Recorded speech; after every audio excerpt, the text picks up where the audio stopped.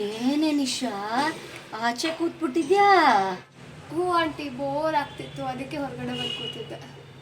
ನಾನು ಬಟ್ಟೆ ಒಣಗಾಕಣ ಅಂತ ಬಂದೆ.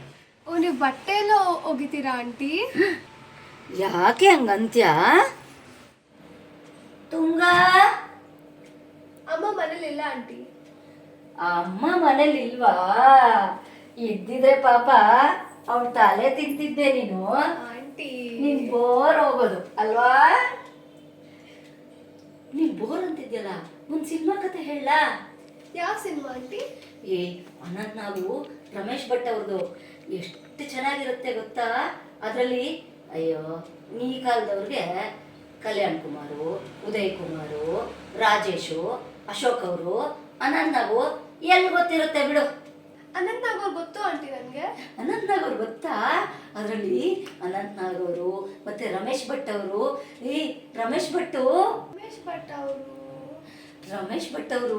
ನಮ್ಮ ವಿಷ್ಣು ದಾದ ಜೊತೆ ಎಷ್ಟೊಂದು ಸಿನಿಮಾ ಮಾಡಿದ್ದಾರೆ ಗೊತ್ತಾ?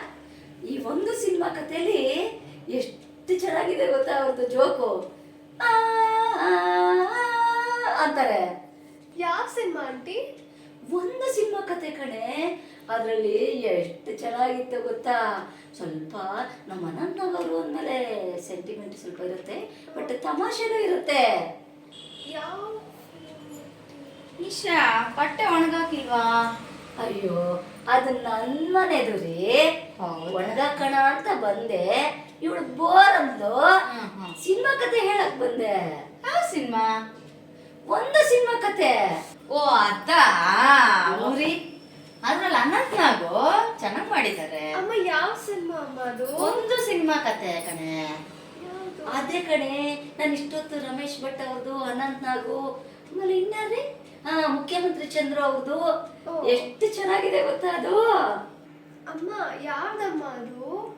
ಒಂದು ಸಿನಿಮಾ ಕತೆ ಕಣೆ. ಯಾವ ಸಿನಿಮಾನೋ, ಸಿನಿಮಾ ಹೆಸರೇ ಗೊತ್ತಾಗ್ಲಿಲ್ಲ ನನಗೆ. ಮತ್ತೆ ರೀ, ಏನ್ರಿ ಸಮಾಚಾರ?